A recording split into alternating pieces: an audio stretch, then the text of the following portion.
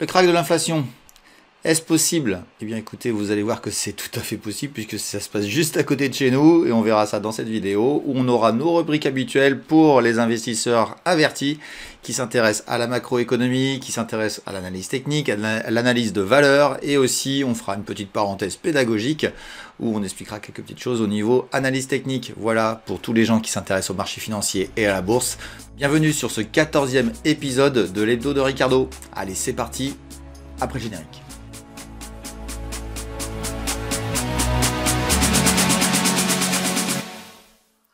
Bienvenue sur Fondamentalement Bourse, la chaîne des investisseurs qui ne se contentent pas d'essayer.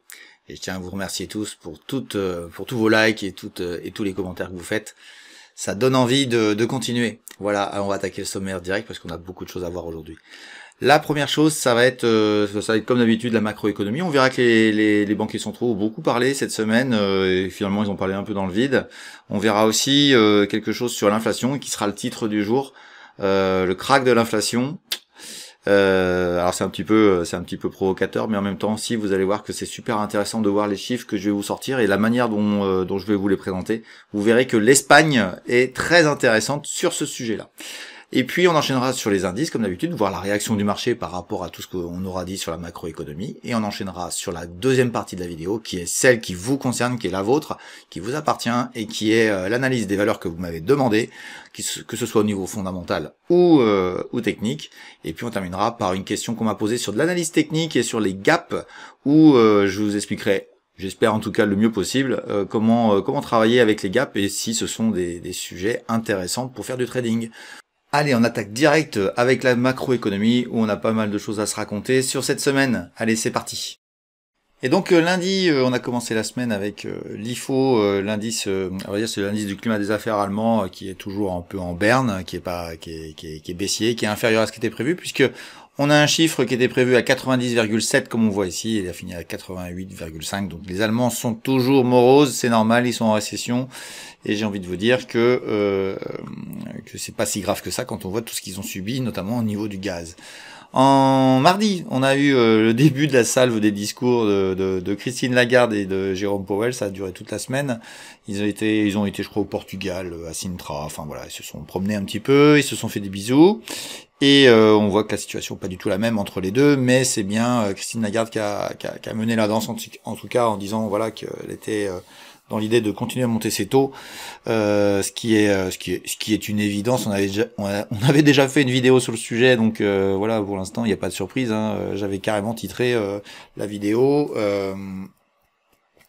encore des hausses de taux en Europe, et donc c'est évident qu'il y en aura encore, ce qui n'est pas tout à fait le cas aux États-Unis. Donc l'idée de ces discours, ça a été, alors je vous fais tous la totale parce qu'il y en a eu mercredi, jeudi, etc.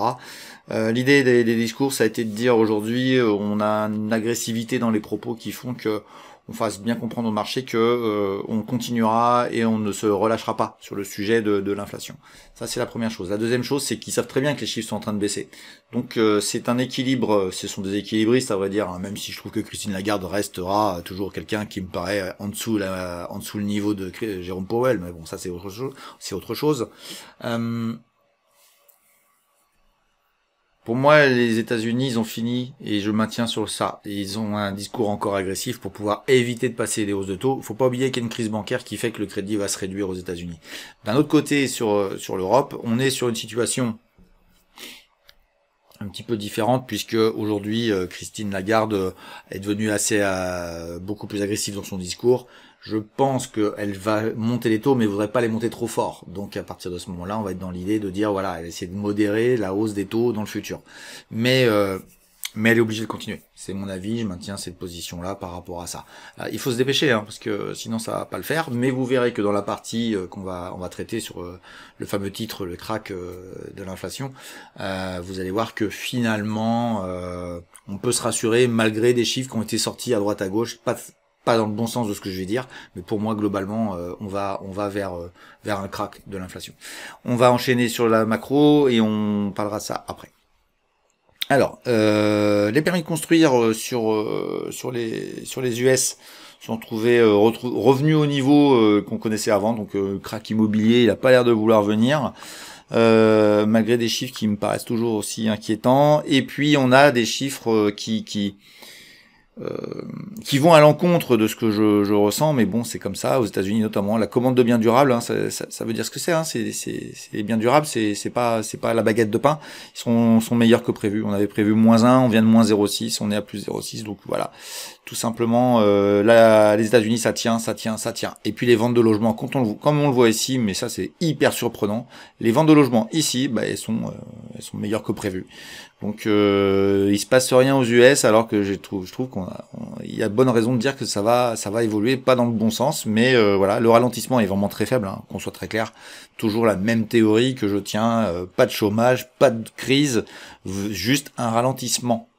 Allez, on enchaîne sur mercredi, donc on voit encore les discours de nos amis Powell et Lagarde, mais les stocks de pétrole ont baissé fortement, donc je dirais que ce qu'il faut retenir de la notion des stocks de pétrole, c'est l'évolution du cours que ça provoque derrière sur le Brent ou sur le WTI. Et aujourd'hui, bon bah voilà, ils sont un peu au tapis, ils sont sur un support. Ça veut pas casser à la baisse, ça veut pas remonter, donc il y a un prix d'équilibre qui a été obtenu à peu près là moi je suis beaucoup le Brent qui est autour de 73 entre 73 et 75 dollars le baril. Donc bon bah écoutez, on verra bien ce que ça donne. Au-dessus, ça voudra dire une remontée du pétrole. En dessous, ça veut dire un bear market sur le pétrole un peu plus appuyé, puisque c'est déjà le cas depuis un moment. Ensuite, jeudi, qu'est-ce qu'on a on a les chiffres de l'inflation allemande qui sont prévus un peu plus fort que prévu, puisqu'on est en train de remonter à 0,3. Bon, c'est pas catastrophique, mais l'Allemagne se retrouve un peu en décalage par rapport à d'autres chiffres que je vous ferai voir juste après. Et on voit bien que les États-Unis, sur le chiffre du PIB, bah voilà, hein, vous avez un chiffre qui veut tout dire. Le PIB sort sur le trimestre 1 à 2% au lieu de 1,4 prévu.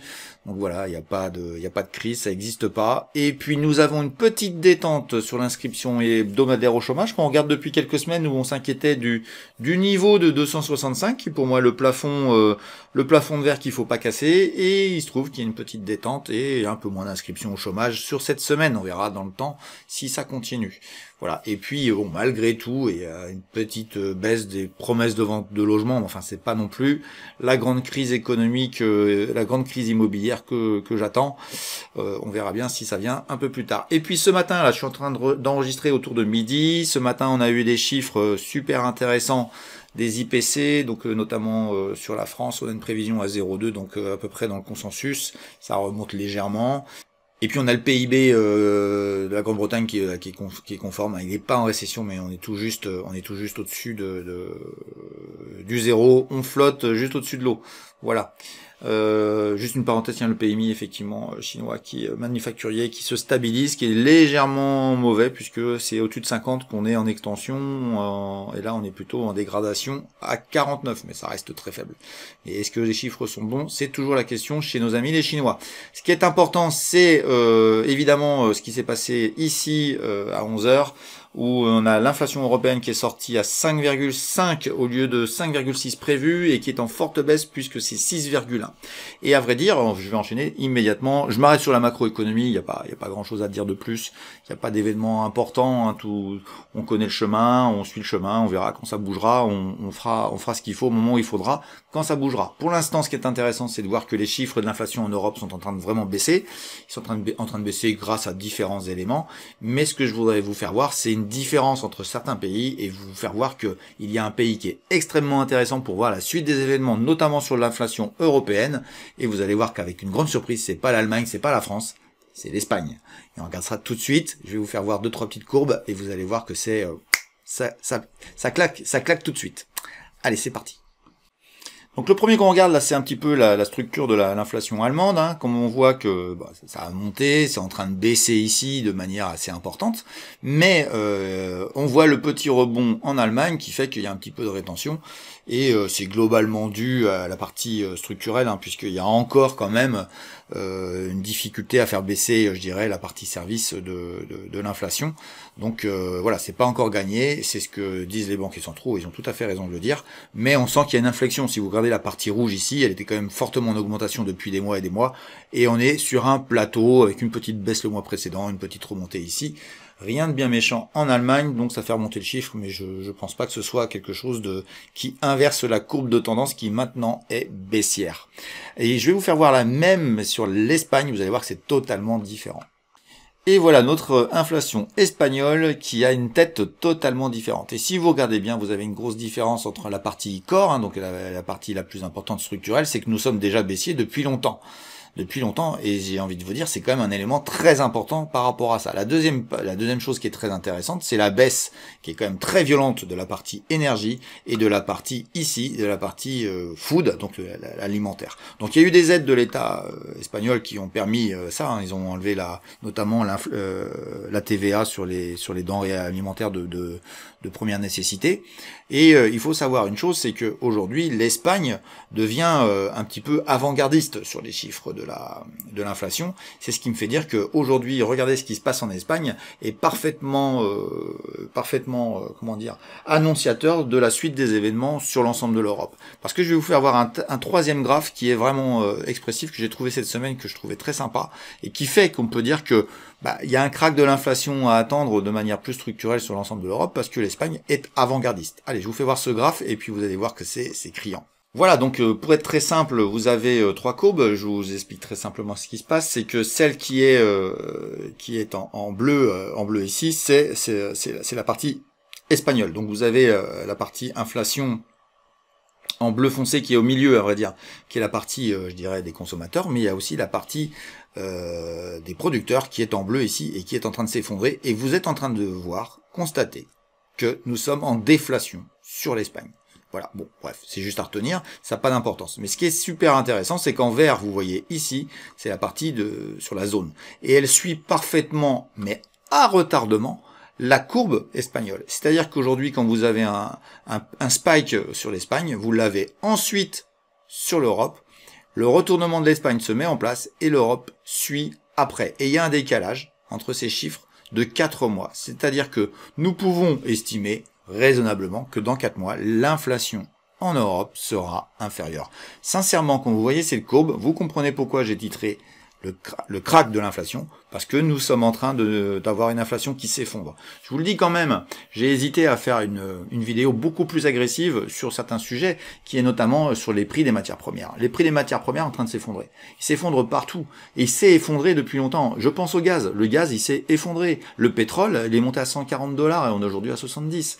Il n'y a pas d'impact. Vous avez aussi le fret maritime qui s'est aussi effondré. Il y a strictement aucun indicateur, mais aucun indicateur qui parle d'une inflation aujourd'hui en cours. Elle est plutôt en désinflation, voire en forte baisse sur bien des matières. Et aujourd'hui, vous n'avez pas d'impact.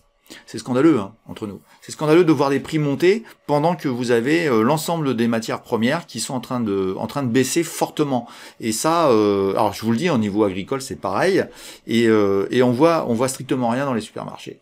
Donc pourquoi l'Espagne a réussi à faire ça là où on l'a pas vu ailleurs? C'est peut-être parce qu'on a un pays qui est beaucoup moins intervenant, on a un État qui est beaucoup moins interventionniste sur les prix, sur ce qui s'est passé lors de la période inflationniste. Alors c'est peut-être moins d'assistance au peuple, mais ça aussi permet de retomber très rapidement et d'avoir, et ça c'est important, une réaction au niveau de l'IPC Core qui est beaucoup plus modérée, beaucoup plus stable. À vrai dire, finalement, quand vous injectez de l'argent, vous donnez des chèques aux gens, vous vous rendez compte que vous aidez des gens à l'instant T, c'est de la politique, c'est pas de l'économie. Mais économiquement, vous avez un impact aussi sur la partie service, qui fait que vous avez une inflation structurelle qui se met en place à cause de l'aide de l'État. Et c'est pour ça que Christine Lagarde avait à un moment donné dit, assez agressivement vis-à-vis des États, avait demandé d'arrêter d'injecter de l'argent et d'aider les gens à payer leurs factures de fin de mois en donnant des chèques partout.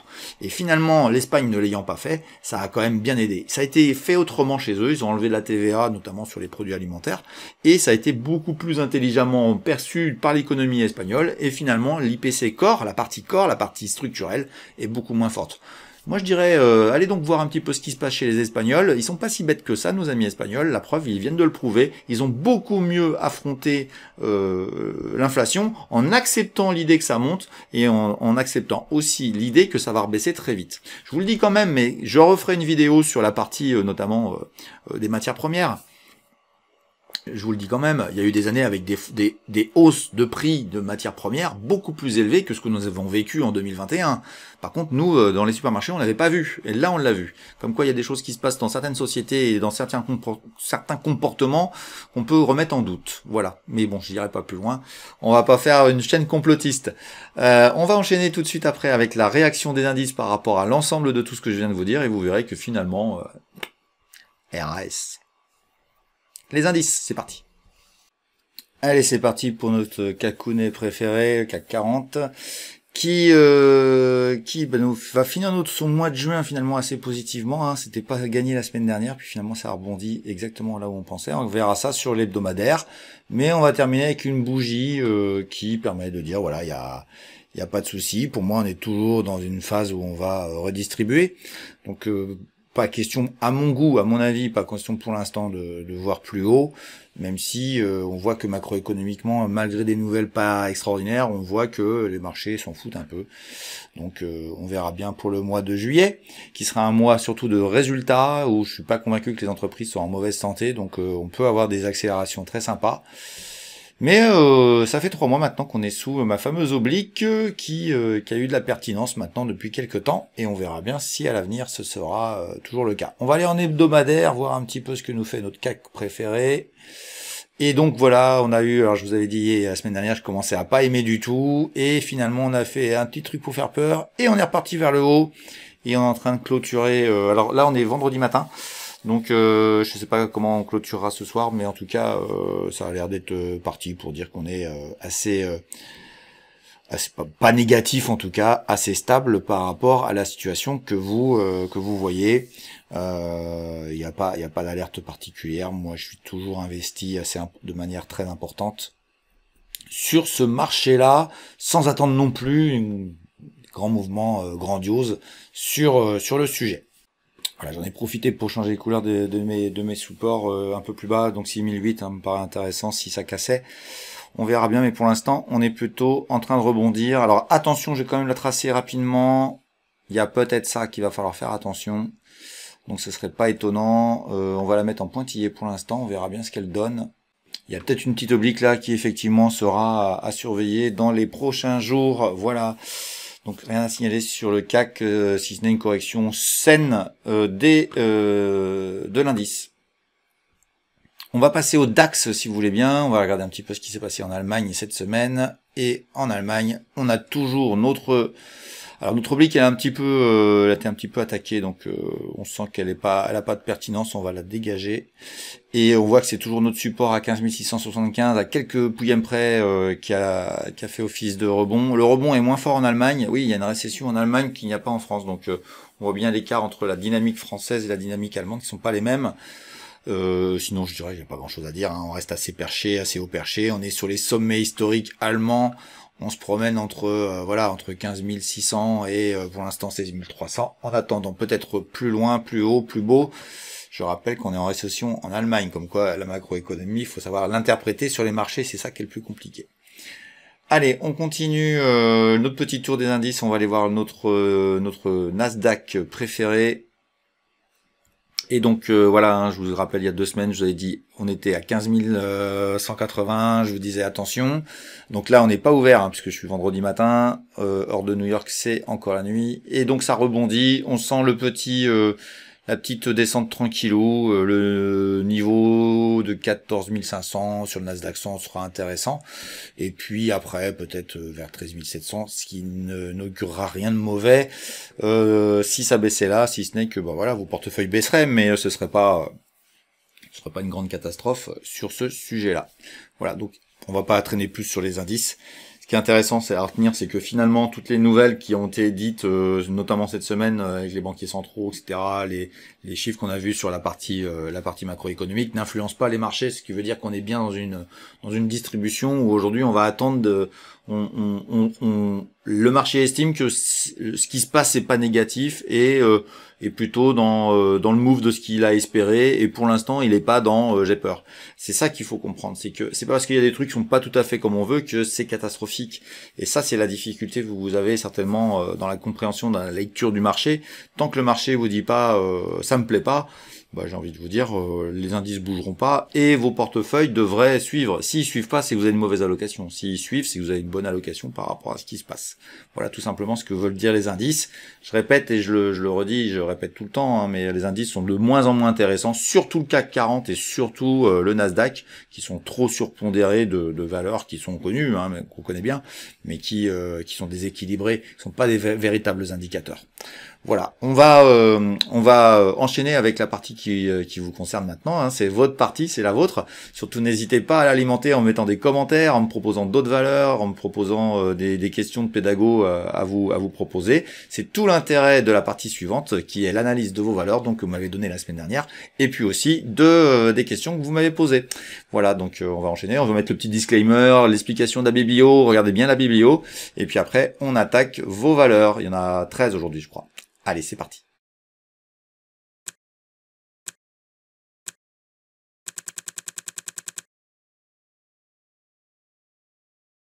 Le petit disclaimer qui permet de voir que je ne suis pas un conseiller et que tous les graphes que je vous présente sur tous les actifs ne sont ni des conseils d'achat ni des conseils de vente, mais juste mon avis.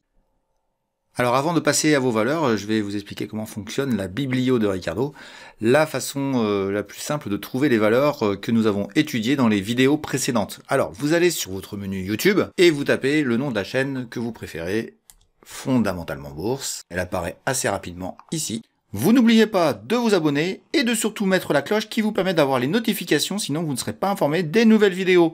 Voilà, on va aller directement sur la chaîne tout de suite. Voilà, vous arrivez devant le menu que vous connaissez peut-être déjà, et vous allez aller taper ici le nom de la valeur que vous recherchez pour savoir si j'ai déjà travaillé dessus. L'idée que j'ai, c'est BNP, par exemple, une banque française, et vous avez automatiquement la vidéo sur laquelle j'en ai parlé avec la date où ça a été fait. Sur ce cas-ci, c'était il y a 2 mois. Vous avez la possibilité ici de mettre soit le nom de la valeur, soit le code. Je vous conseille plutôt le code, parce que le nom de la valeur, parfois, il y a un tiret qui peut vous embêter, qui fait que moi, j'ai pas écrit de la même manière. Mais si vous mettez le code, normalement, si j'ai pas fait d'erreur de saisie, vous la trouverez, et ça vous permet de voir l'analyse qu'on a fait. Pour aider l'algorithme à apprécier ma chaîne, bah, je vous invite quand même à regarder toute la vidéo de telle manière à ce que je sois pas pénalisé, et vous pourrez voir comme ça toutes les valeurs que j'ai pu étudier. C'est valable à peu près entre 3 et 6 mois. Après, vous pouvez me relancer pour faire une mise à jour sur la valeur que j'aurais déjà étudiée. Voilà, on va attaquer tout de suite les valeurs qui sont à étudier cette semaine, et je vous souhaite une bonne suite de vidéos.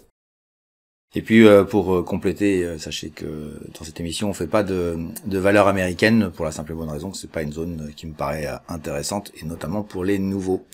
Voilà, on va attaquer tout de suite par le premier dossier que Elliot m'a demandé, qui s'appelle Thales et qui est coté à Paris. En mensuel, on est sur un beau dossier. On est sur en tout cas boursièrement. Je m'exprimerai un peu sur le sujet. Et on a, j'ai repéré, je dirais ici, une oblique qui est assez claire, sur laquelle on a tapé et qui va être travaillée. Nous sommes en mensuel, donc ça peut durer des mois, des années. Ici, comme ça peut monter ou comme ça peut descendre. Donc pour l'instant, je vous ai rien dit. Mon avis est un petit peu il peut être surprenant, mais bon, vous allez voir qu'il est aussi assez, il y a un peu d'expérience quand même dans ce que je raconte. On ne devient pas analyste fondamental en claquant des doigts. Voilà, donc, Thales, c'est quoi? C'est l'armement, hein. Donc, si on agrandit un petit peu, on voit que, au début de la guerre, on a eu l'accélération. On était autour de 80 €. On est maintenant à 135. Bon, comment vous dire? On n'a pas doublé mais pas loin, c'est une grosse mémère, c'est une entreprise qui est performante, qui a des bons résultats économiques, qui a aucun souci sur le sujet, mais je suis méfiance sur Thales. Voilà.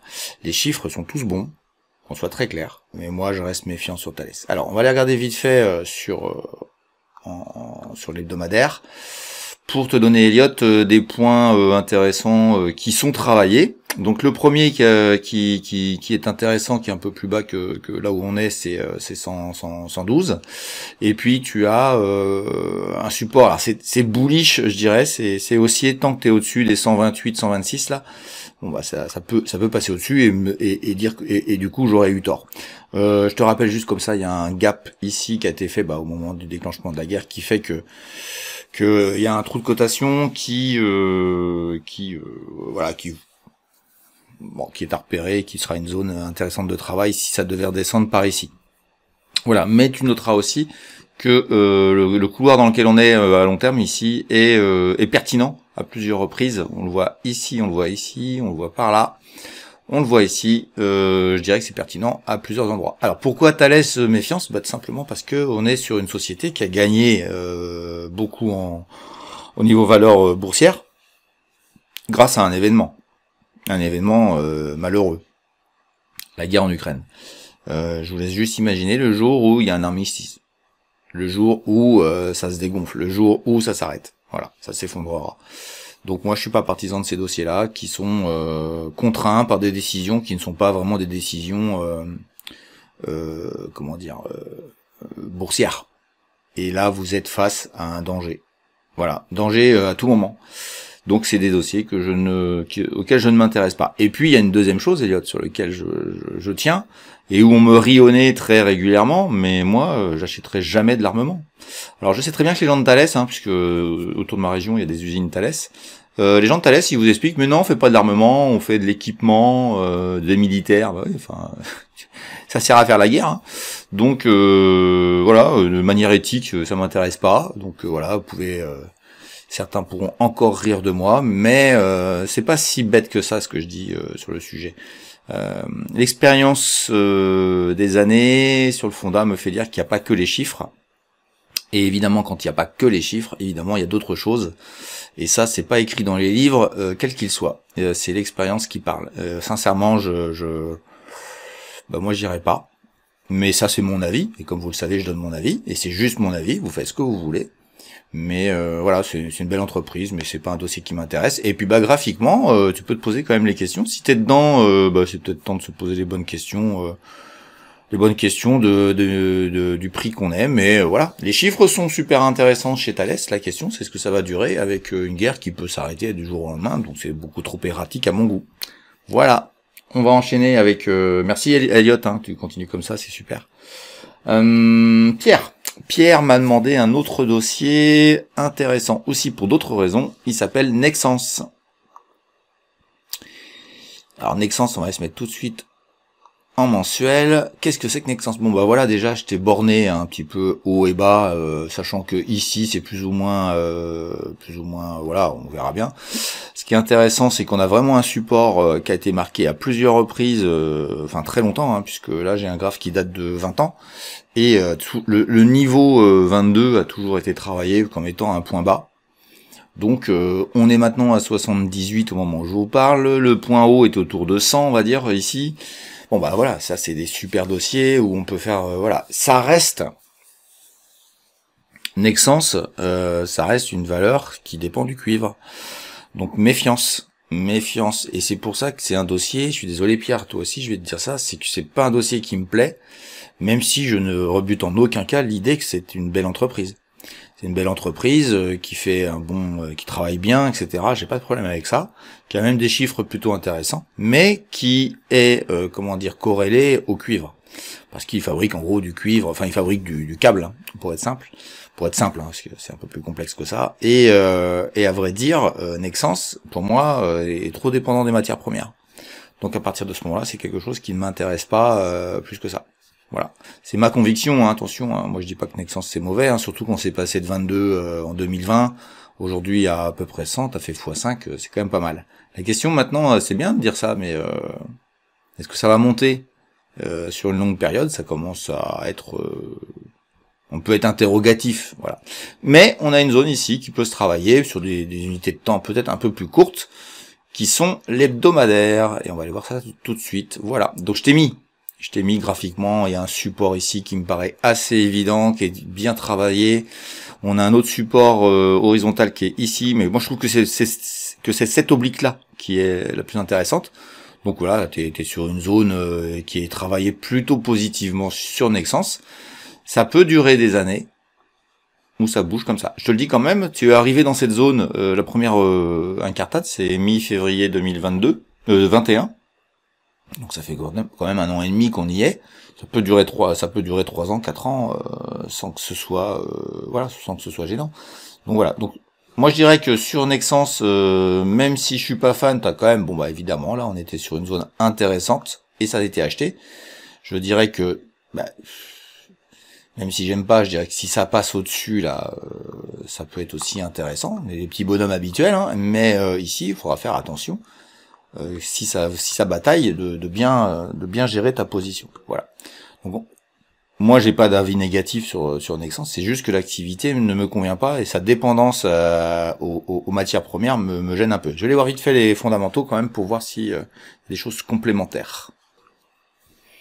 Ouais, ça confirme, voilà, c'est une belle entreprise qui a, si tu veux, il va falloir qu'elle donne le sentiment qu'elle a d'autres choses à proposer que ce qu'elle fait. Donc ça peut valoir plus cher, ça peut valoir moins cher, mais c'est effectivement dû à des phénomènes qui ne sont pas internes à l'entreprise, mais à des phénomènes externes. Donc c'est pas très intéressant à mon goût. Voilà. Donc mais elle est pas excessivement chère, mais je suis pas convaincu qu'elle va monter. Voilà. Je suis pas convaincu, veut dire que voilà, moi je cherche l'excellence. Nexence n'est pas l'excellence, à mon goût. Voilà. Pour beaucoup trop de raisons qui font que je m'intéresse à autre chose. Voilà, sur Nexence. On va aller se promener en Allemagne avec Jean-Baptiste qui m'a demandé une petite valeur sur laquelle apparemment il y a des gens qui disent que c'est un fake. Ouais. On va en parler tout de suite. C'est Click Digital. Click Digital, on va se mettre en mensuel et on va regarder ce que c'est que ce dossier aussi critiquable que possible. Bon, ça m'étonne un petit peu. Donc Click Digital, c'est une société allemande qui a été, je dirais, avant le Covid, qui était autour de 2 €, qui est montée à 40 et qui aujourd'hui navigue entre 15 et 30 €, pour être simple. Voilà. Donc voilà un peu le graphe au niveau mensuel, hein, vous voyez, ça travaille depuis maintenant quelques mois. Et on va aller voir en hebdomadaire, graphiquement. Moi j'ai trouvé qu'il était intéressant de noter ce couloir baissier, légèrement baissier, je dirais de consolidation assez long terme. Donc on a 2 points de contact ici qui ont été rejoints par des points de contact ici assez proprement. On oublie le début ici qui est une petite exagération et ça donne cette espèce de petit couloir qui est bien respecté aussi au milieu. Si vous regardez bien, j'agrandis. Voilà, j'agrandis. Et qu'est-ce que je vois? Ici ça a travaillé ici un petit peu moins, un petit peu quand même, mais bon voilà, et ça retravaille très très bien ici. Voilà. Donc on a clairement les niveaux qui sont proposés sur ce graphe en hebdomadaire. Click Digital,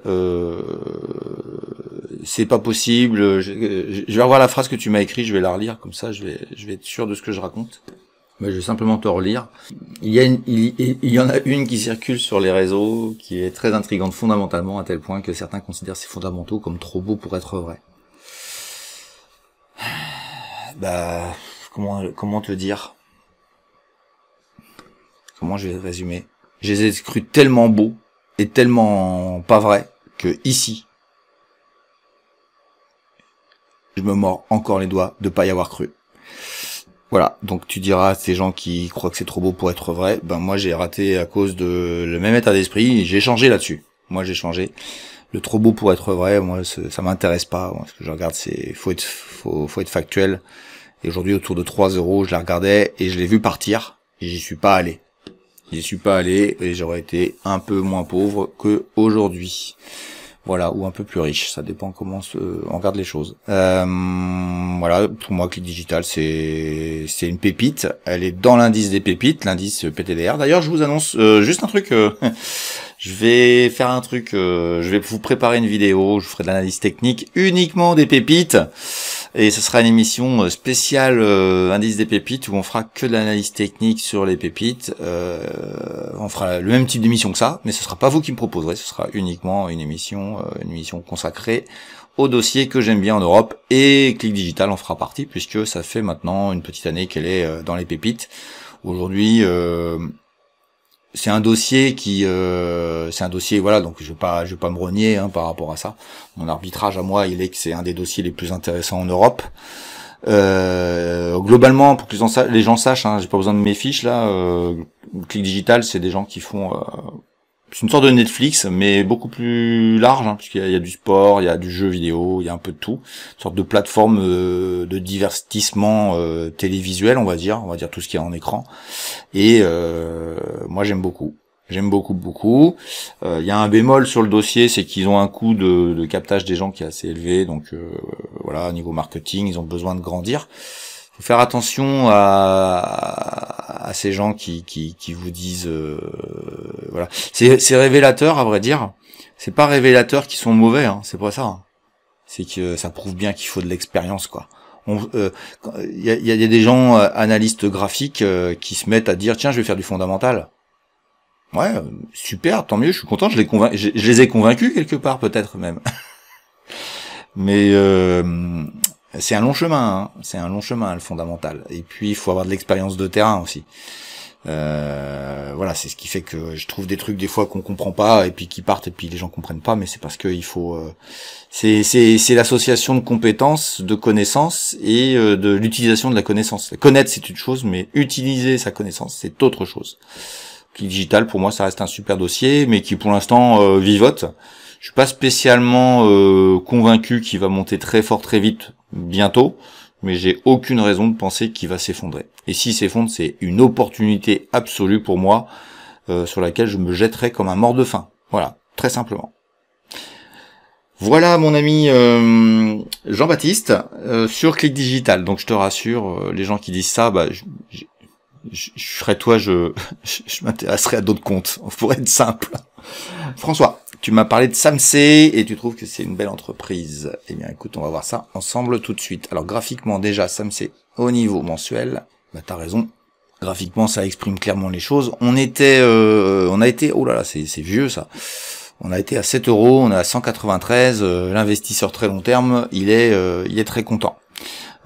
Est-ce qu'il a tenu tout ce temps-là, c'est pas sûr, mais en tout cas Samsey c'est une belle entreprise, c'est bien géré, ça se voit, c'est évident et ça a pas l'air de vouloir se renier sur le sujet. Je t'ai mis exprès volontairement, donc on est en mensuel, mais je t'ai mis exprès une sorte de toboggan à l'envers. Qui exprime bien qu'on est en accélération de manière fondamentale, c'est-à-dire que les points bas sont d'abord d'une manière linéaire sur une certaine partie, puis ils accélèrent encore très vite. Donc depuis quelques années, c'est vraiment Samsey accélère très fort. Donc vraiment, c'est la valeur investisseur par excellence. Voilà. Donc là, par rapport à ça, j'ai pas de difficulté du tout. Je rappelle que les pointillés, c'est juste parce qu'il y a 2 points de contact et que c'est des comment dire, c'est pas confirmé. C'est-à-dire que si ça s'écroule et que ça vient ici, comme j'agrandis, ça vient ici, celle-ci va devenir pour moi non pas en pointillé mais pleine et va confirmer. Mais ça vient ici et que ça rebondisse, qu'on soit bien d'accord. Donc voilà, j'ai cette option là aussi. Quand on voit ce qui se passe ici, il y a rien de choquant à entendre dire qu'elle pourrait aller à 179 ici et puis aller rebondir. On va regarder en hebdomadaire un petit peu pour voir s'il y a des plans de trading intéressants à mettre en place. Voilà, donc tu vois, on voit bien, c'est pour ça que le mensuel, ça établit les choses. On voit bien le caractère haussier du dossier, mais quand tu te mets en hebdomadaire, c'est plutôt neutre, faut faire attention. D'ailleurs, je vais te mettre juste un petit truc en plus, on vient d'en repérer une autre là. Il y a peut-être une zone là, par là, ici, là, qu'il faut faire attention.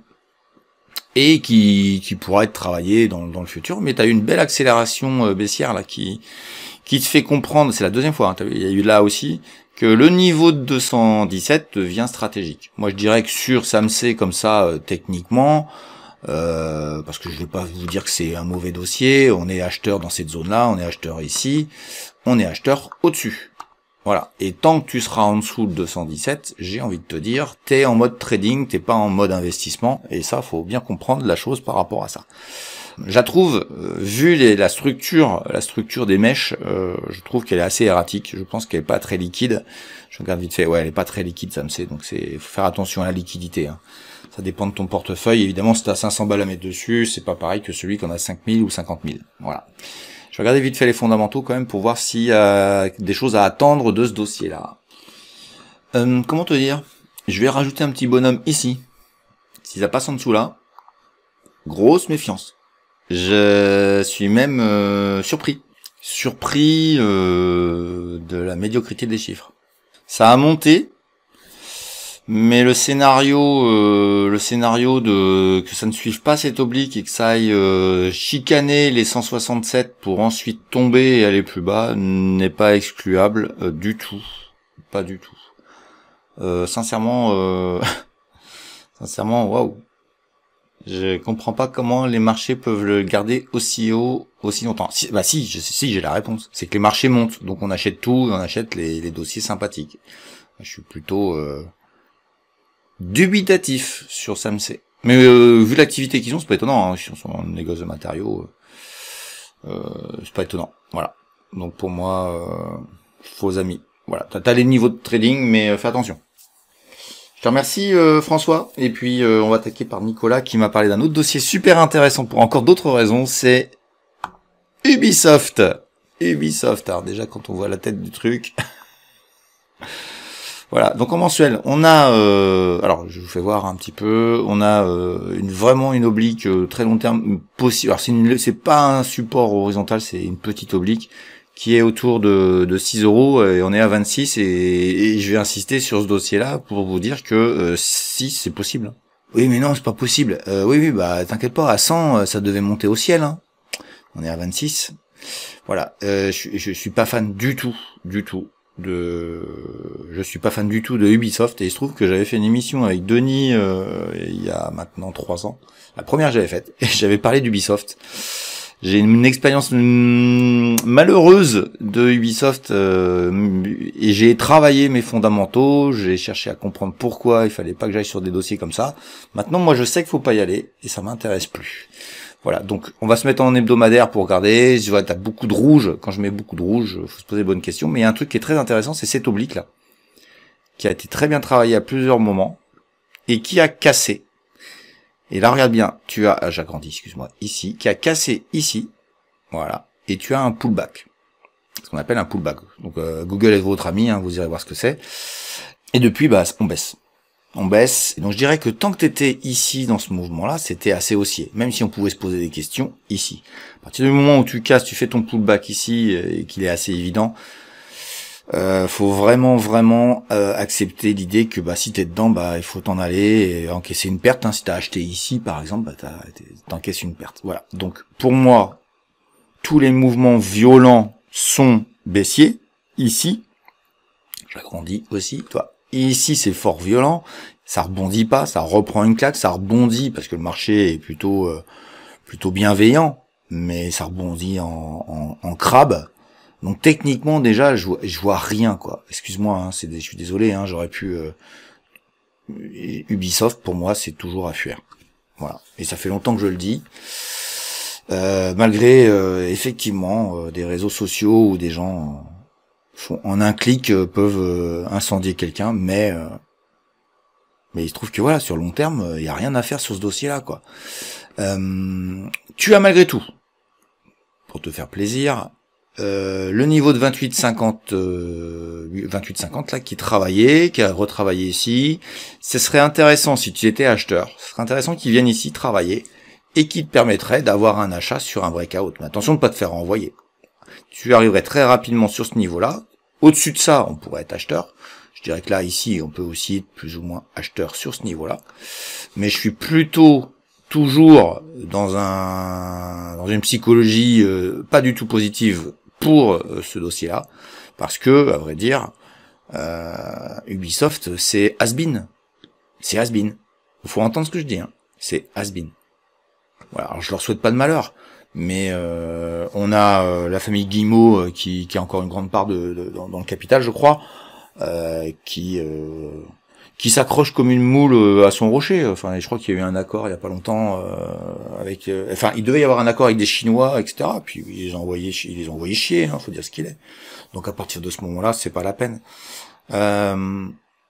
C'était un beau dossier, c'était un super beau dossier français. Et comme je dis souvent, les stars sont parfois brûlées au pilori. Et là, c'est le cas de Ubisoft. Et Ubisoft, pour moi, il y a rien à chercher. À rien obtenir. J'ai regardé vite fait les fondamentaux pour te le confirmer, mais voilà, je suis pas inquiet sur ce que je vais te dire. Des fois les gens se disent combien de temps il met entre le moment où il débranche et il rebranche la caméra. Là j'ai mis 30 secondes. Je te confirme. Voilà. Je te remercie pour m'avoir présenté ce dossier-là que je déteste depuis longtemps et qui va continuer à être détestable pour moi. Voilà. C'est pas pour ça que s'il monte, je changerai d'avis. C'est pas pour ça que s'il baisse, je changerai d'avis. Hein. Voilà, donc Ubisoft. On va enchaîner avec Gilles qui m'a demandé un dossier qui s'appelle Nanobiotics. C'est parti pour Nanobiotics. Et on va se mettre en mensuel comme d'habitude. Voilà, donc Nanobiotics, on est sur un grand couloir baissier, ça baisse pas beaucoup. Ça baisse pas très vite. Quand tu le regardes, par contre, quand tu regardes en valeur faciale, par contre, ça fait très mal. Hein. Ici, là, le spike totalement délirant à 30 €. A posteriori, on sait que c'est un spike complètement délirant. Quand on fait du fonda, on sait que c'est un spike. Quand on fait du technique, c'est pas pareil. On est quand même pas loin de 2. Enfin, on a été à 2 il y a pas longtemps. Voilà. Il faut entendre ça. Donc c'est très volatile, blablabli, blablabla. Ça a accéléré. Tu devines bien que c'est un dossier que je vais te dire que j'aime pas, mais c'est moi ce que j'aime pas et puis qui monte, c'est moi ça me gêne pas hein, que ça monte et que j'aime pas. On va regarder quand même en hebdomadaire, mais voilà. Ce qui est intéressant dans ce dossier-là, c'est que techniquement il est assez facile. On a une borne haute là, plus ou moins, on peut peut-être la doubler, tiens, on va la dupliquer, voilà, ça peut être à peu près ça. On a une borne basse qui est, alors qu'il y a des aspérités en dessous, mais finalement on voit bien que ça respecte pas mal. Et puis tout d'un coup, soudainement, mais comme ici, tu as eu un gros achat. Et moi je pense que ce dossier est manipulé. Il est fortement manipulé. Alors par qui, par quoi les rois du complot vous expliqueront qu'ils ont trouvé le manipulateur. Mais enfin en gros c'est le marché. Et puis j'ai envie de dire c'est tout ce qui nous intéresse. Et aujourd'hui, pourquoi elle est manipulée? C'est la bougie rouge que tu vois ici. Regarde bien. Ici. T'as un dossier qui gigote. Tout d'un coup, il prend une claque avec volume, et soudainement, il réaccélère très fort, et il va même chercher 7 €, alors qu'il a été flirté avec les deux. Et ça, très rapidement. On est bien en hebdomadaire sur les bougies. Donc là, c'est en 2 semaines, ça s'est passé. Et puis, ça gigote de nouveau ici. Moi, je peux te dire, celui qui a fait ça, là, c'est quelqu'un qui manipule le cours, et qui savait ce qu'il faisait. J'en suis certain. Maintenant, Nanobiotics, fondamentalement, c'est quoi? On est, je vais aller voir les fondamentaux, puis je reviens, je vous dis ça tout de suite. Ouais, c'est bien ce que je pensais. Oui, ils font de la nano, biotechnologie pour le cancer, etc. Tout le monde rêve de ça. C'est le vaccin, le médicament, le truc pour le cancer, et on sauvera le monde. Ça, c'est une thématique exceptionnelle pour la bourse. Ça fait croire à des choses formidables. Et donc, du coup, on se retrouve avec des situations comme celle-ci, où on passe de 4 à 30, alors qu'il n'y a rien, D'accord? Et donc, je te confirme que, pour revenir sur le mouvement ici, c'est de la manipulation de marché. Alors, est-ce qu'elle est ici, dans la rouge ou dans la verte? Je vais corriger ce que j'ai dit tout à l'heure, ça peut être dans la verte aussi, hein, qu'on soit très clair. À vrai dire, c'est un dossier totalement erratique, dont tu ne maîtrises en aucun cas les conséquences de ce qui se passe, sachant que le produit candidat, enfin le médicament, enfin le processus médical candidat, il a été agrémenté, donc pourquoi ils le vendent pas? Alors ils disent qu'ils vont le vendre, moi je te le dis quand même, hein, avec des consommations de cash de malades, ils gagnent pas d'argent. Donc arrêtez de rêver.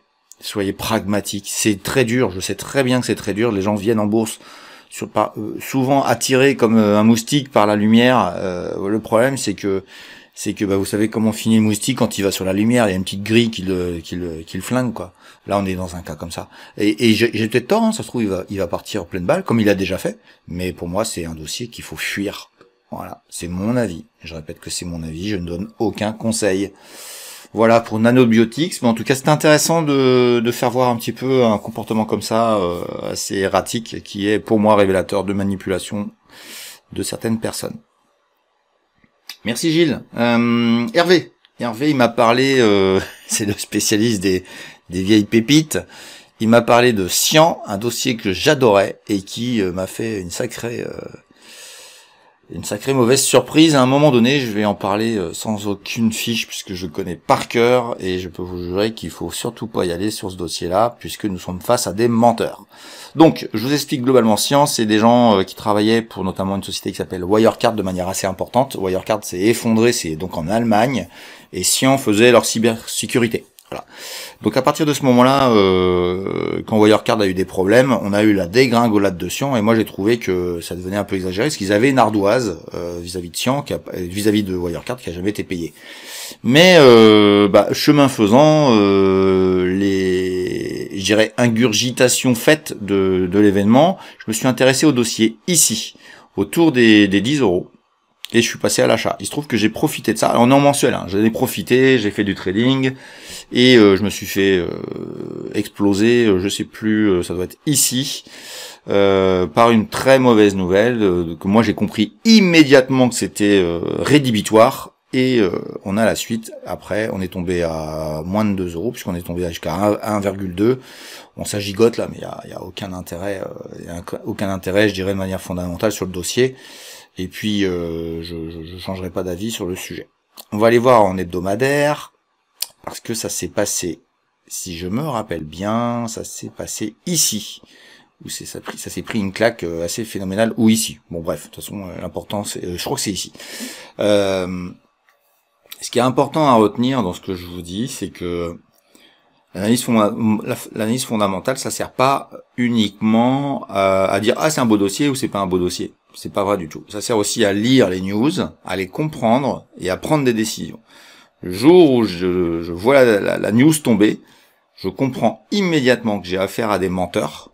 C'était assez technique, je dois admettre que c'était pas simple à voir, mais là je comprends parce que je suivais le dossier.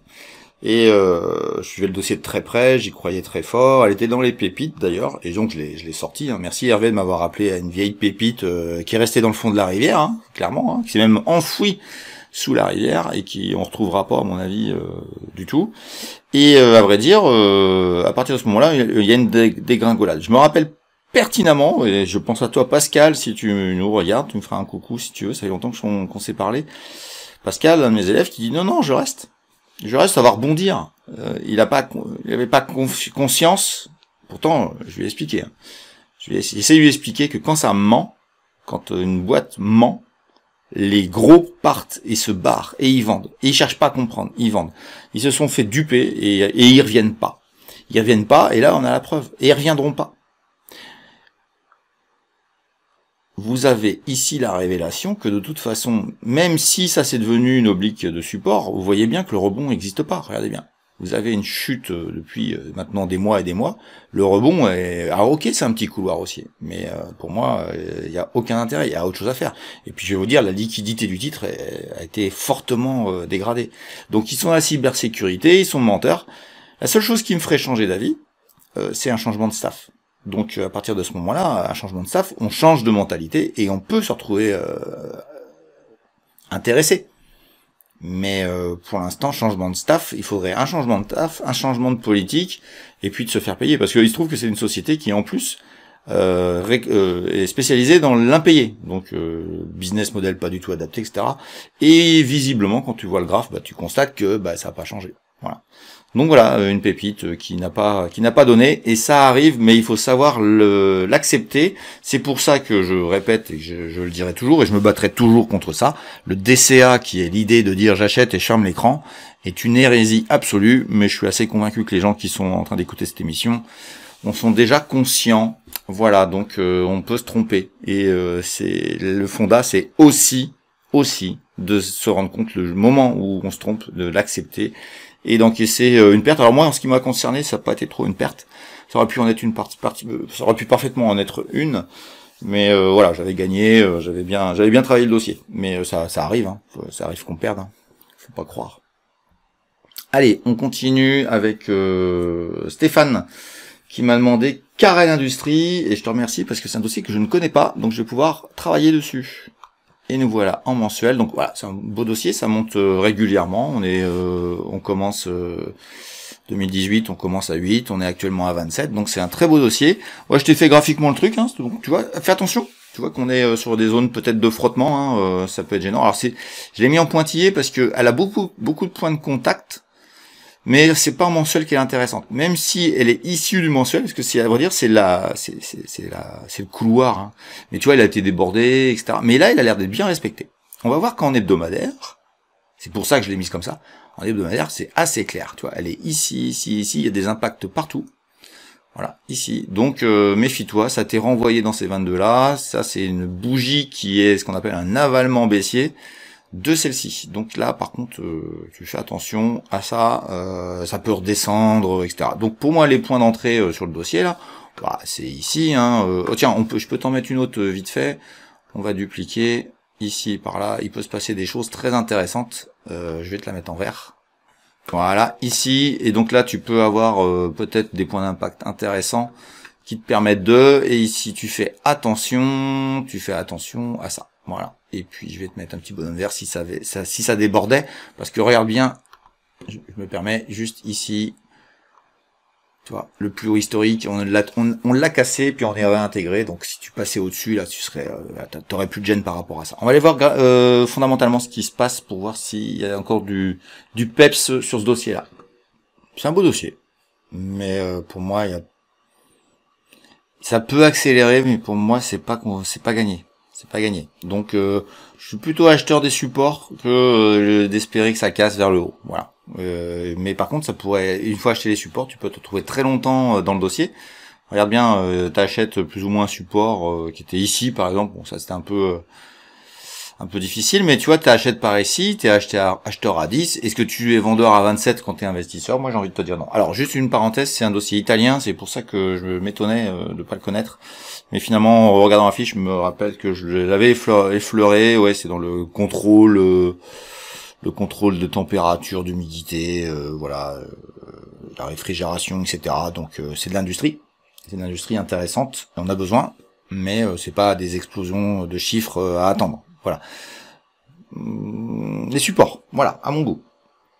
Merci Stéphane. On va entamer un autre dossier qui pour moi n'a aucun intérêt, mais merci Guillaume de me l'avoir proposé. C'est BIC, la fameuse société qui appartient à la famille Biche, B-I-C-H. Voilà. Donc, en mensuel, voilà ce que ça donne. On a une oblique ici qui est respectée depuis très longtemps et qui est le support, je dirais, le niveau bas sur le dossier. J'ai tiré deux parallèles qui nous donnent ces niveaux-là. Donc voilà, c'est intéressant. C'est un grand couloir aussi avec une exagération dans les années 2015 ici qui s'est fait renvoyer dans ces 22, comme quoi il ne faut pas être investi à 100 sans regarder, même si on est là pour très longtemps. Voilà, je maintiens toujours. Il y a quand même, je vous le dis quand même, hein, ici il y a plus de 30 ans de graphique, donc je sais pas moi, celui qui achète à 20 ans aujourd'hui, qui regarde bien ce qui se passe dans les 30 années qui suivent. Est-ce que tu veux gagner un peu de sous potentiellement, ce qui est pas trop le cas hein, pour celui qui a acheté par ici et qui est ici, hormis des dividendes. À 50 ans, tu aurais à peine gagné de l'argent. Donc posez-vous les bonnes questions sur l'unité de temps dans lequel on est.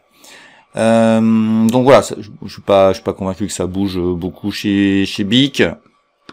Au niveau graphique, hebdomadaire, c'est assez intéressant. On a un truc très propre où on a une oblique ici qui est très bien respectée à plusieurs moments et qui a été résistance, et on a donc tracé sa parallèle ici. J'ai un niveau qui est travaillé assez de manière intéressante, qui est autour de 51. En gros, la zone ici, c'est plutôt une zone entre guillemets d'achat. Évidemment que ici, ce serait plus intéressant. Et puis, on a une zone clairement de vente qui se passe par ici. C'est assez simple sur le dossier. La question, c'est est-ce que fondamentalement, est-ce que c'est intéressant? Moi, j'ai envie de te dire, ça restera là-dedans. Donc quand tu es acheteur en bas et puis que ça monte en haut, en haut tu sais ce que tu as à faire, mais c'est plutôt ça qui est intéressant. À vrai dire, et c'est mon avis, BIC, je suis quand même gêné par le business model. C'est du produit jetable. Est-ce qu'il y aura pas un jour quelqu'un qui va décider que BIC c'était que ce sont des salauds? Moi j'ai rien contre eux, hein. Ça m'arrive d'acheter peut-être des rasoirs jetables quand j'ai, voilà, mais c'est pas une société qui est dans le vent, hein, clairement, hein. Elle vend des trucs, c'est pas dans le vent, quoi. Donc voilà, j'ai rien contre eux, j'ai rien pour, voilà, société, c'est vraiment la value par excellence. Elle est pas excessivement chère, mais elle est pas non plus peu chère. Donc pour moi, je dirais que pour des gens qui cherchent à investir, c'est pas le type de dossier sur lequel il faut aller. Ça se trade, voilà, ça se trade pour ceux qui aiment les dossiers pas très violents, pas très agressifs, mais attention quand même à une activité qui peut décrier un de ces jours de manière assez importante. Et puis on voit, hein, entre nous, on voit le décrochage de dividendes qui est ici. Ma foi, c'est toujours intéressant. Je répondrai un peu plus tard dans la vidéo à quelqu'un qui m'a posé une question sur les gaps. Est-ce que ce sont des points d'entrée, des points de sortie, en tout cas techniquement, et si ça se ferme tout le temps? On en parlera tout à l'heure. Voilà, donc rien de plus, on va pas traîner sur le dossier, il n'y a pas grand chose d'autre à rajouter. On va enchaîner, merci Guillaume, hein, continue comme ça, merci. Et puis on va enchaîner sur un dossier que Sébastien m'a trouvé, m'a dégoté. Je suis sûr que c'est un screener qui t'a sorti ça, parce que le dossier je connaissais même pas. On va aller voir tout de suite une société qui s'appelle Explosif Produits Chimiques, EXPL. Voilà, alors moi je te le dis tout de suite, mais qu'est-ce que vous espérez sur ça? Vous êtes des fadas, comme diraient les Marseillais. Bonjour Marseille, s'il y en a qui m'écoutent. Voilà, donc je t'ai tracé des choses qui sont intéressantes au niveau mensuel, qu'on soit d'accord, qui font que bah c'est voilà. Alors Explosif, j'ai regardé un petit peu, hein, ils font du civil, mais ils font aussi certainement du militaire. Bon voilà, on sait très bien, c'est un peu de l'armement, on va dire, etc. J'ai pas de soucis sur le sujet, si ce n'est que moi, j'achèterai jamais d'armement pour des raisons éthiques. C'est comme Thales, c'est pareil. C'est marrant, il y a des émissions où vous avez des thématiques sans vous consulter, vous avez des thématiques. Là, celle-ci, c'est sur l'armement. C'est en haut, méfiance, il suffit que les Ukrainiens fassent des bisous aux Russes. Et ça s'arrête. Ça c'est la première chose. La deuxième chose, c'est que nous avons un dossier qui est haussier. Ok, c'est bien. Voilà, j'ai extrêmement peu d'informations sur la valeur, donc ça aussi ça me fait fuir. Mais on va faire une petite parenthèse rapide, très rapide sur la notion de liquidité. Regardez-moi ce graphique. Je suis pas en journalier là, je suis en hebdomadaire. Il y a une cotation ici dans la semaine du 8 juillet 2019. Ici aussi, etc. Il y en a peut-être deux ici. Ça a pris un peu de liquidité ici, ça l'a prouvé à travers les petites méchouillettes, là, ça gigote, ça c'est particulièrement un dossier où je sais, sans même me fatiguer, que j'irai jamais, parce qu'il n'y a pas de liquidité. Alors tu vas me dire, ouais, mais si ça monte, bah oui, si ça monte, mais si ça baisse, t'as pas d'acheteur, parce qu'il y a personne, il y a rien dans le carnet d'ordre. D'ailleurs, je vous le dis quand même, la plupart des gens qui viennent en bourse ne savent pas ce que c'est qu'un carnet d'ordre. Je vous invite quand même à aller voir sur Google ce que ça veut dire. De là à le comprendre, faudra vous former, mais le carnet d'ordre, c'est quand même essentiel. C'est vraiment essentiel. Je suis toujours épaté de voir des gens qui disent ça monte et qui savent même pas ce qu'est un carnet d'ordre. C'est quand même la base de la base de la base. C'est comme pour écrire un mot, on utilise des lettres et les gens savent même pas ce que ça veut dire une lettre. Et ben c'est exactement la même chose avec le carnet d'ordre. Donc là, bon, clairement, moi je te dis. Ça peut monter, hein, tu peux me dire ce que tu veux, je rentrerai jamais là-dedans pour des raisons fondamentales qui ne sont pas des raisons de la société, mais de la structure boursière de la valeur. Voilà, il y a pas, ça m'intéresse pas, puis ça, en plus c'est sur des résistants. Enfin, il y a tout pour que je n'y aille pas moi, et c'est mon avis sur le dossier, et j'ai envie de te dire, j'irai même pas voir le fondamental parce que ça c'est rédhibitoire pour moi. Et même quelqu'un qui a peu d'argent, il faut pas le faire. Donc voilà, je mets un bonhomme rouge. Je te mettrai pas de bonhomme vert. Voilà, je peux pas. Désolé. Alors ça m'arrive de prendre des dossiers un peu illiquides, mais pas. En plus quand tu sais rien sur le dossier et que tu trouves rien. Enfin, bon, je fuis. Voilà. Je suis désolé d'être aussi catégorique, Sébastien, mais parfois il faut savoir l'être. On va enchaîner avec Fabrice qui m'a parlé d'un dossier allemand très intéressant, qui est Kontron. Voilà, Kontron, on va se mettre en mensuel. On va se mettre en mensuel pour voir que c'est un dossier qui a bien rebondi, qui était en dessous ici, hein, j'ai fait exprès là de mettre une ligne horizontale autour de 3,0, puis ça a accéléré, ça fait un bull run jusqu'à 26, donc ça c'est superbe. Et on est dans la même situation que Xylam, que Click Digital, etc. sur ce dossier-là. Sachant que je t'ai mis, j'agrandis ici, je t'ai mis une oblique qui me paraît hyper intéressante puisque elle a été support. Et puis maintenant elle est résistante. On était au-dessus, on tapait dessus, on rebondissait, on la casse, on revient dessus, et on revient encore une fois dessus, et ça bute. Voilà, donc elle est très intéressante. Il y en a une autre qui est très intéressante ici, c'est ce niveau-là. Donc je te le dis quand même, quand tu vas arriver ici, va falloir que ce soit punchy au niveau des news pour que ce soit cassé. Je répète que tous les dossiers dont je vous parle sont des analyses valables tant qu'il n'y a pas une news qui invalide ce que je dis. Elle peut être demain matin, tout à l'heure, tout de suite, voilà. Je rappelle que je suis avant l'ouverture de vendredi, hein, donc on est considéré qu'on est à jeudi soir au niveau des cours que vous voyez. Alors Contron, fondamentalement, je vais te dire vite fait ce que c'est. Ouais, c'est une société de high-tech, de tech, on va dire. Ouais, très simple, qui fait de la digitalisation, qui fait voilà. Ça fait 5 ans qu'on est là, depuis 2017, hein, même un peu plus. Ça fait un moment qu'on traîne là. Le dossier, donc comme tu l'as vu, il avait monté fort. Les nouvelles sont bonnes. Donc le dossier est costaud. Pour moi, il n'a pas de raison de baisser. Voilà, ça c'est la première chose. On va aller voir en hebdomadaire en même temps que je raconte ça. Et je serais pas étonné qu'à un jour, il revalorise et qu'il casse vers le haut. Voilà. Donc on verra bien. Sauf que je trouve que la structuration ici dit ça va mettre du temps à cause de ces deux obliques là, à mon avis. Voilà. Parce que pour aller chercher plus haut, il faudrait te dire je vais valoir plus cher. Et pour que tu vailles plus cher, il te faut des news. Les news sont pas mauvaises, elles sont plutôt bonnes, mais c'est pas extraordinaire. Résultat des courses, le pas extraordinaire fait que quand tu arrives sur une résistance, bah ça résiste. Voilà, parce qu'il n'y a pas de peps. Voilà. Mais je suis plutôt très positif sur Contron. Hein. À vrai dire, je le connais ce dossier-là. Je le connais bien, comme je bosse l'Allemagne. Alors c'est un dossier autrichien, mais il est coté sur Francfort. Je l'aime bien. C'est pas le top niveau de ce que je trouve en Allemagne, mais c'est un bon dossier. C'est un bon dossier. Donc voilà. Et ce qui est intéressant dans ce qu'on vient de se dire, c'est que maintenant la question, c'est est-ce que ça va tenir cette oblique. Bah, j'ai envie de dire, je te le souhaite. Je te le souhaite si t'es preneur. Est-ce que ça va aller très loin? Je ne sais pas, mais si ça passait au-dessus là, hein, clairement là, ça commencerait vraiment à être intéressant. Donc voilà. Et puis ici, ça risque de frotter, ça risque de rester longtemps en dessous tout ça. Ça risque. Hein. Quand je dis ça risque, c'est une probabilité. Et par contre, si ça passe en dessous ici, faut te poser les bonnes questions. Il faut pas insister si tu as tort. Voilà. Donc je te remercie, Fabrice. Je vous remercie de me mettre des valeurs étrangères. Hein. C'est vraiment important dans cette émission. D'aller voir un petit peu ce qui se passe ailleurs, c'est important. Je suis depuis très longtemps quelqu'un qui sait qu'il faut pas faire la France. C'est bien dommage que les gens fassent que de la France, et je sais qu'il y a des gens qui commencent à regarder un peu les autres pays, et je suis très fier d'avoir mis ma petite pierre à l'édifice sur le sujet. On va attaquer un autre dossier que Nicolas m'a proposé, qui est Serge Ferrari, et il vend pas des voitures.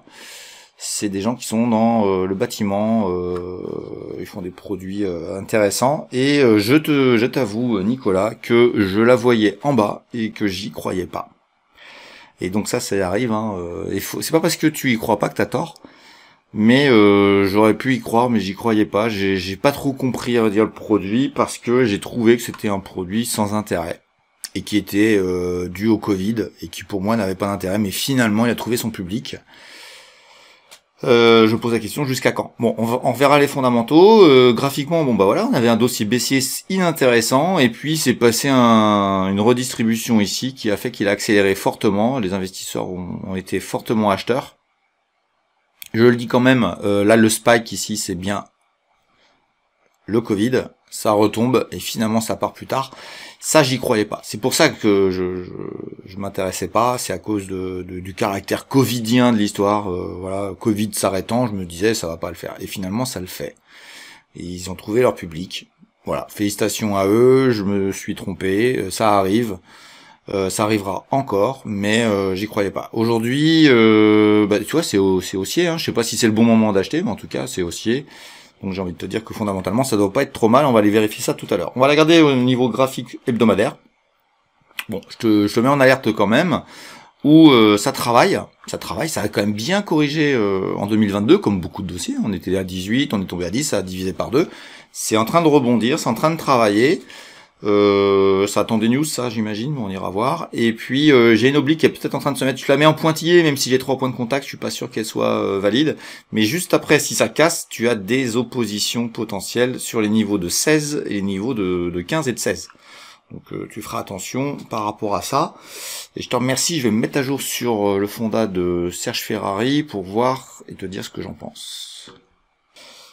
Ah là là, je suis tiraillé là. Je suis tiraillé entre des chiffres qui sont pas... Pour moi, le gros effet. Alors, le gros effet, ça veut pas dire que ça a baissé. Hein. Parce que ça reste un dossier qui, je trouve, pas très cher. Donc, c'est pas cher. Mais pour que ça monte, il faut des news, et je les ai pas. Donc, ça va attendre. Pour moi, c'est un dossier neutre. Ça peut neutraliser longtemps. Voilà, mais il est pas très cher, mais tu sais, Nicolas, dans la bourse, ça peut être pas cher longtemps, et ça peut baisser sans raison véritable, parce que surtout ça montera pas.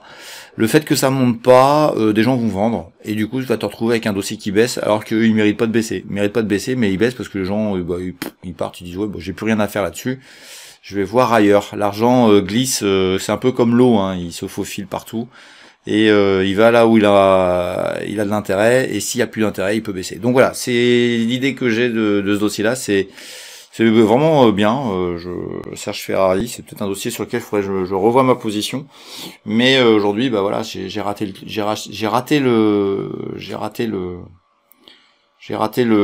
train, et j'ai plus de raison de monter dedans. Voilà, c'est mon avis à moi. Évidemment, je vous répète que c'est mon avis.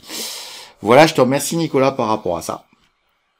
Je vais vous remercier pour toutes ces valeurs, et je vous rappelle que le principe c'est que vous me donniez en commentaire les valeurs que vous voulez qu'on étudiera la fois d'après.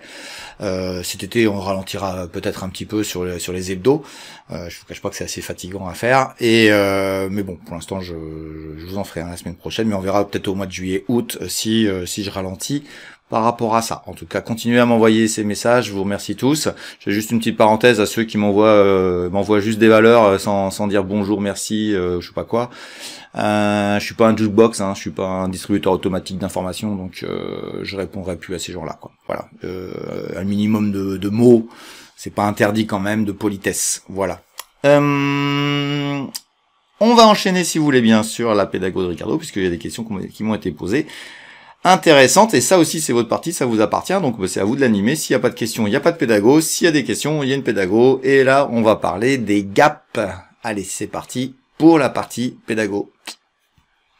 Alors avant de passer à la suite, je voudrais faire un petit coucou à mon sponsor, DarwinX. Donc DarwinX, c'est la fintech régulée dans toute l'Europe et au Royaume-Uni qui investit jusqu'à 10 millions chaque mois sur ses meilleurs traders. Vous pouvez, grâce à leur plateforme, lister vos stratégies en tant qu'actifs financiers, lever des capitaux sous leur licence et être rémunéré sur la performance de vos investissements. Comment ça marche exactement? Eh bien, je vous laisse aller faire un tour sur leur site web. Je vous ai mis le lien juste en dessous dans la description. En bonus, si vous avez déjà un historique sur MT4, vous pouvez connecter votre compte existant et le rendre éligible en quelques étapes simples. Alors si vous êtes un trader profitable ou en voie de le devenir, n'hésitez plus, DarwinX est la solution pour vous professionnaliser.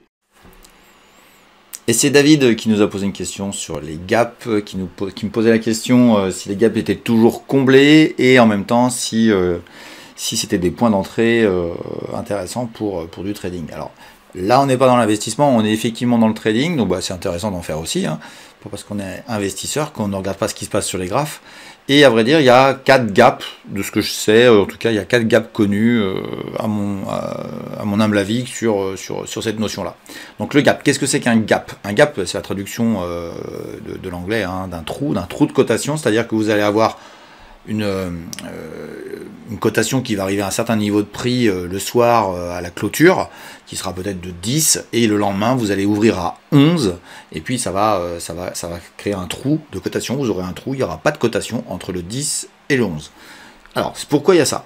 Tout simplement, déjà, pourquoi il y a un gap? C'est parce qu'il y a beaucoup d'acheteurs et que vous n'avez pas assez de vendeurs au niveau du 10. Donc, l'équilibre du carnet d'ordre, et évidemment, là, on est dans une notion de carnet d'ordre qui est vraiment très importante. C'est pour ça que quand je vois des gens qui savent même pas ce que c'est qu'un carnet d'ordre, je suis quand même totalement effaré. Et c'est à se demander, enfin voilà, c'est pas à se demander, c'est comme ça, ils savent pas.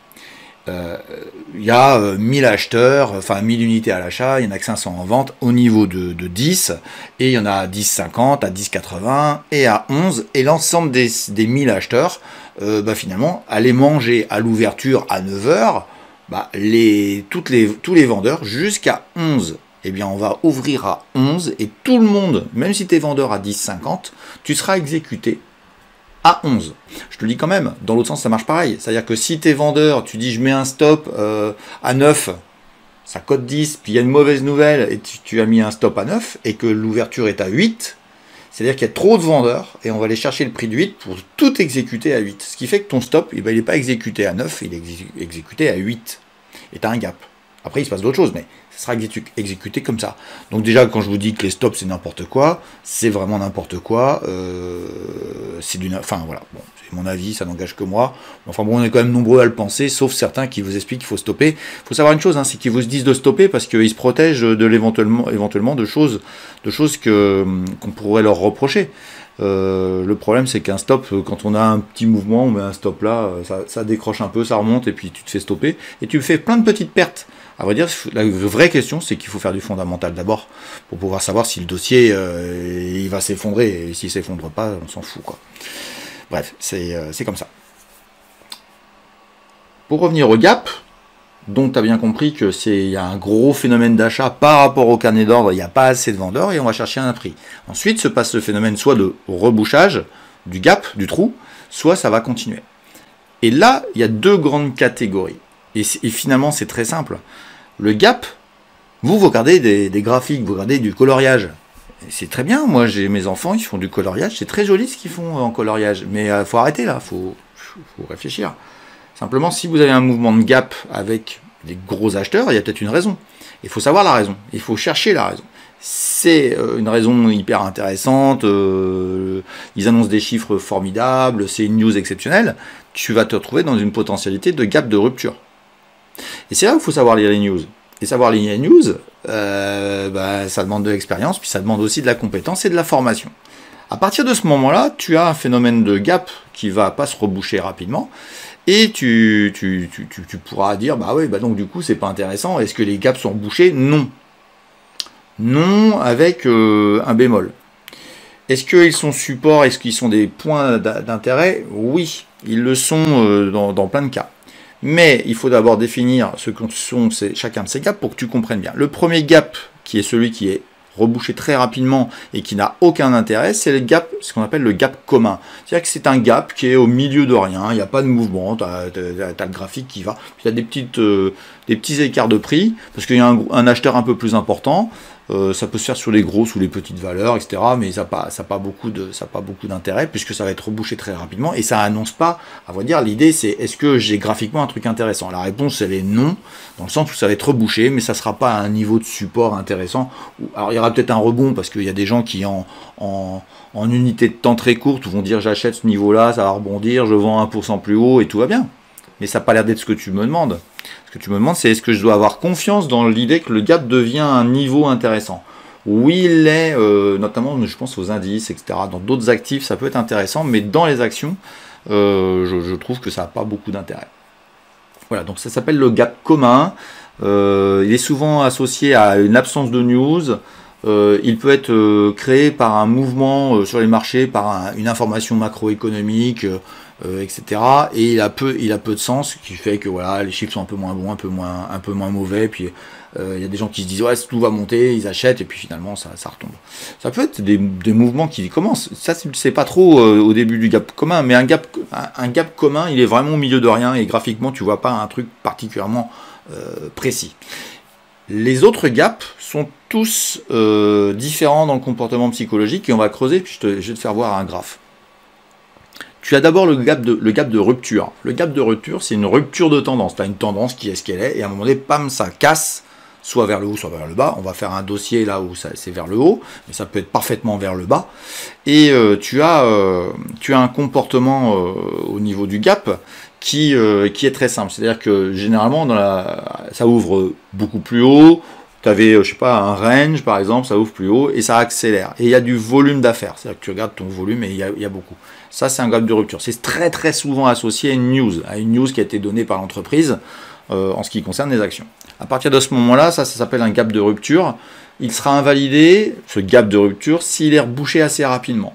Mais généralement, il ne l'est pas. Alors, tu peux avoir un rebouchage partiel qui fait que, bon, bah voilà, parce qu'il y a un paquet de vendeurs, surtout sur les valeurs un peu moins liquides, sur les small, tu peux avoir un phénomène où un gars il balance un paquet, parce que je vous le dis, les gens ils y connaissent rien sur le carnet d'ordre, ils vendent 1000 actions, ben, il y en a que 500 à l'achat, c'est du n'importe quoi. Mais bon, c'est comme ça, et on fera pas le monde. C'est pour ça qu'aujourd'hui mettre des stops, c'est vraiment pas du tout une bonne idée, parce que mettre des stops, c'est considérer que le mouvement baissier il est catastrophique, et donc je me fais sortir. Mais à vrai dire, vous êtes juste en train d'alimenter vos brokers, hein, tout simplement. Hein. Mais bon, comme il y a des gens qui... Enfin bon bref, on va passer à autre chose. Ton gap de rupture, il donne une tendance, puis ça part. Et tu te retrouves dans le deuxième gap potentiel, dans ce mouvement haussier, donc tu vois, tu es directionnel là dans ce que je dis. Alors que le gap commun, tout à l'heure, je te disais, c'est pas directionnel. Là, on est directionnel. Et la direction haussière, mais baissière, c'est pareil. Et là, tu as un nouveau gap qui se fait, un matin, pomme, ça accélère encore, ça prend plus 3 à l'ouverture, puis ça monte, et puis finalement, c'est un nouveau gap. Ça s'appelle un gap de continuation. Tu peux en avoir plusieurs dans un mouvement haussier. D'accord ? Et tu as le dernier gap de toute cette famille-là, qui est le gap, lui, d'essoufflement, qui a une particularité, c'est qu'il est dans un mouvement et il est bouché rapidement. Et là, il faut t'alerter. Il faut t'alerter parce que tu ouvres plus haut, il se passe quelque chose et ça recasse ton gap et ça va le boucher rapidement. Là, ça veut dire que la tendance est en train de se fatiguer. C'est pas 100% bon ce que je te dis, mais ça a du sens. Donc à vrai dire, tu seras vendeur que de l'idée de dire, ou vendeur ou un allègement de ta position en disant ouais ce gap là, oui il s'est rebouché vite, oula ça sent il y a un mouvement qui a déjà été fait longtemps et donc du coup bah t'allèges, tu vends selon ton profil, selon tes envies. Voilà, et je vais te faire voir un graphe tout de suite qui t'exprime tout ça. Et j'ai choisi le groupe OKWin parce que c'était assez intéressant de voir ce qui s'est passé sur le groupe OKWin. On a un mouvement, une stabilisation du cours ici. Je vais agrandir parce que on me dit souvent que c'est trop petit. Voilà, donc tu as ce mouvement, tu as le gap de rupture et tu vois qu'il y a du volume très important par rapport à avant, ici. Voilà. Et tu vois bien que ça ne se rebouche pas, que ça ne veut pas se reboucher. À partir de ce moment-là, c'est un gap de rupture de tendance. La tendance était neutre et elle passe à haussière. Tu as un gap ici, un gap de continuation qui est très important. Tu vois, il a été ouvert ici, c'est revenu par là. Et finalement, ça a laissé ce gap ouvert partiellement. Et tu as un nouveau petit ici et ça accélère très fort. La vérité, c'est que dans tout ce mouvement-là, tu peux en avoir plusieurs. Moi, j'entends beaucoup de gens te dire, ouais, tu prends la distance, alors je vais te faire voir un truc vite fait, je vais te mettre une flèche, tu prends la distance de l'un à l'autre, tu la reportes, et c'est ton objectif. Je te dis quand même, hein, tu as raté tout le reste là. Donc voilà, ça, je suis pas trop d'accord avec ça, tu regardes le mouvement de prix, tu regardes comment il se comporte, et ça se passera bien, et si tu as confiance, évidemment, dans ton dossier, tout se passera bien. Et tu te retrouves dans une situation où en fin de mouvement haussier, tu as un mouvement très accélérateur. Hein. On part avant le premier gap de 13... alors moi je l'ai vécu puisque je suis investi sur cette valeur-là. Depuis 13,50. Hein. Et elle est maintenant à 26 je crois. Et tu as donc cette accélération et tu te dis j'arrive ici. Je me retrouve dans une situation où tu as, hop, je te le mets comme ça, je t'agrandis pour que tu vois bien. Tu vois, tu as une situation où j'accélère très fort, j'ouvre, c'est bataillé dans la journée, et finalement, le lendemain, c'est bouché. C'est un point de soutien. Donc tu me dis, oui, est-ce que le gap, c'est un support? La réponse, elle est oui dans certains cas, mais tu remarqueras qu'elle ne l'est pas dans d'autres. Elle ne l'est pas. Tu vois, ce gap qui a été fait ici, il a été bouché partiellement, puis à un moment donné, c'est reparti. Donc l'idée aujourd'hui de dire que ce gap-là est un gap d'essoufflement, c'est qu'il est rebouché très rapidement, et il y a un rebond, mais c'est un rebond, c'est ce qu'on appelle un dead cat bond, c'est un rebond du chat mort, c'est fini. la tendance est finie. À court terme, elle est finie. Parce que tu regardes bien la suite, tu vois bien que c'est terminé. Alors ça revient, ça remonte, mais c'est pas en fonction de ce gap-là hein, que ça monte et ça descend. Et tu te retrouves 2 mois et demi, il se trouve que j'ai vérifié avant, hein, on est en début mars ici, et on se retrouve à reprendre une tendance ici, seulement mi-mai. Voilà, donc ça dépend de ton horizon de temps par rapport à ce que je te raconte. Donc, pour être simple dans l'explication, tu as bien un gap de rupture qui est rarement bouché, et qui va l'être un jour peut-être, parce que, ok oui, la valeur dont je te parle, c'est une valeur qui un jour va avoir un gros problème, ça va s'effondrer, ou il y aura un crack boursier et ça sera rebouché, mais ce ne sera pas rebouché s'il ne se passe rien de particulier. Donc on soit très clair sur le pourquoi. C'est pas, est-ce que ça arrive? Oui, ça arrive, mais il faut savoir pourquoi. Et puis tu as ici les gaps de continuation qui ne sont pas rebouchés non plus. C'est le gap